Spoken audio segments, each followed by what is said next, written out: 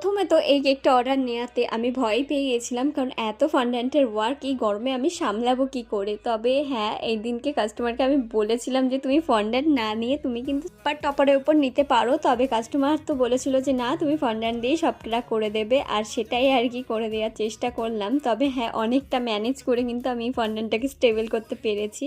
আর সেসব টেকনিক যদি তোমরা জানতে চাও আমাকে অবশ্যই বলো, আমি পরের কোনো এক ভিডিওতে ডিটেলসে সেগুলো শেয়ার করে দেবো। যারা আর কি হোম বেকার আছো তারা অবশ্যই কমেন্টে কিন্তু জানিও যে তোমরা কি প্রসেসে ফন্ড্যান্ট স্টেবল করে রাখো। আর হ্যাঁ, আমি কিন্তু কেকটা রেডি করে কিন্তু ফ্রিজেই রাখি। অনেকেই বলে যে ফন্ড্যান্ট দেওয়ার পরে ফ্রিজে রাখতে নেই, তবে সেটা একদমই আমার মতে ওটা একদমই ফালতু কথা।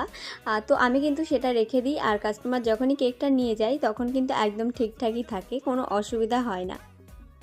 তো আমার ভিডিওগুলো তোমাদের কেমন লাগে, যদি একটুও ভালো লেগে থাকে তাহলে প্লিজ একটা কমেন্ট করে যেও, আর ভিডিওটিতে লাইক করে যেও। আর যদি মনের থেকেই ভালো লেগে থাকে তাহলে প্লিজ একটু সাবস্ক্রাইব করে পাশে থেকো, যাতে পরের কোনো এক ভিডিও ঝটপট তোমাদের সাথে দেখা হতে পারে।